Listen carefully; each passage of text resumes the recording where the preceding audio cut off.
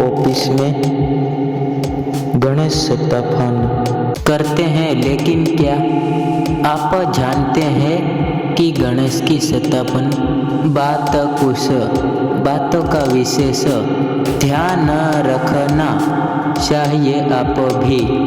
आप भी जाने नियम गणेश स्थापन के बाद इन बातों का ध्यान रखें। भगवान गणेश की सुंदरबाई सफलता और सकारात्मकता का प्रतिदिन करते हैं, इसलिए गणेश स्थापन से पहले इस बात का ध्यान रखें।